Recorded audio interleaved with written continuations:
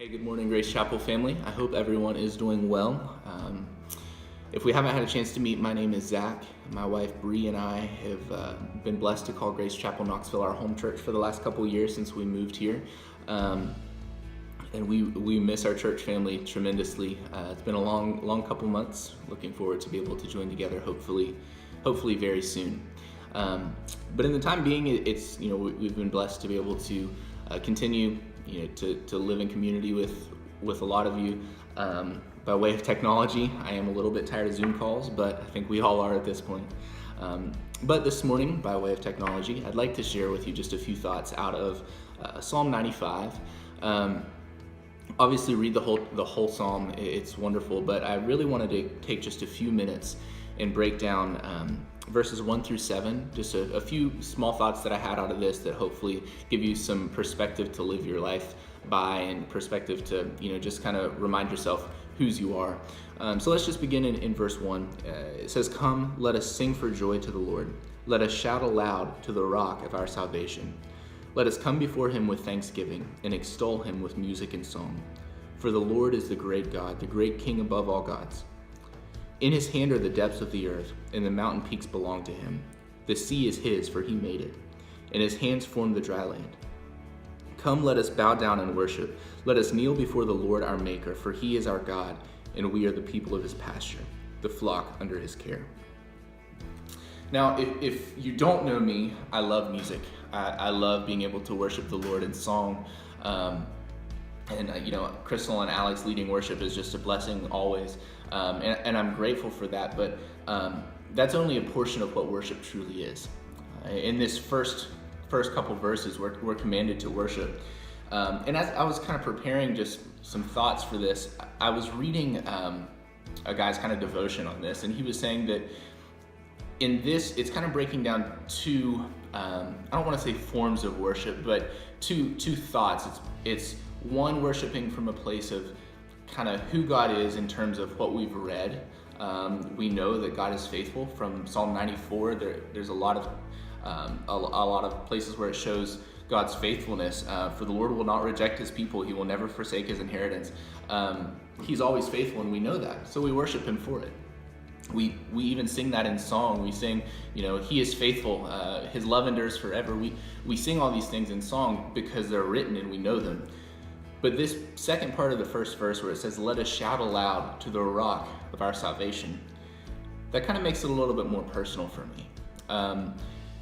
Not only at this point are we singing because we read that he's the rock of our salvation, but we're singing from a place as children of Christ to know that he is the rock of our salvation, and actually sing that from a place of experience. So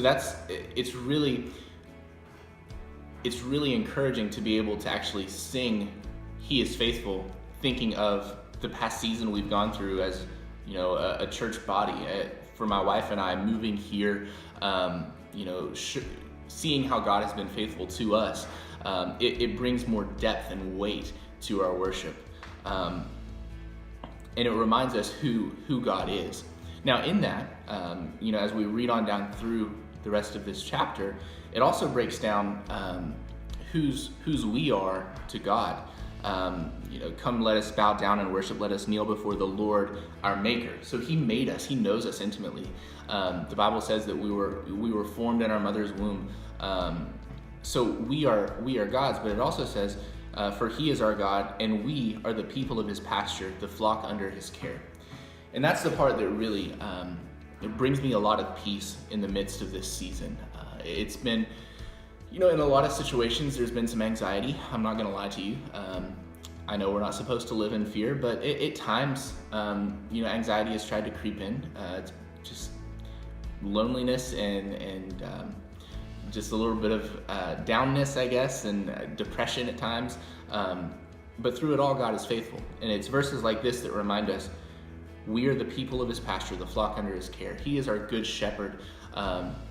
He intends good for us. We know that Jeremiah 29:11 says, "I know the thoughts that I have for you, thoughts of good and not of evil, thoughts to prosper you." So in Psalm 95, just really to summarize it all, it's a command to worship. It's a command to declare the things we know about God, but it's also a command to declare the things that we have experienced from God. We have experienced Him being the rock of our salvation. We have experienced Him being our good shepherd, and we will continue to experience Him being our faithful King and the King above all other kings and God above all other gods.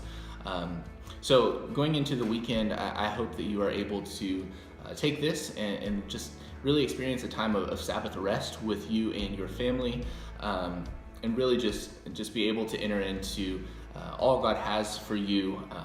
And I hope that your joy is renewed and continually filled through all of this. And we look forward again to being able to join together soon. We love you. We miss you. We'll talk to you soon.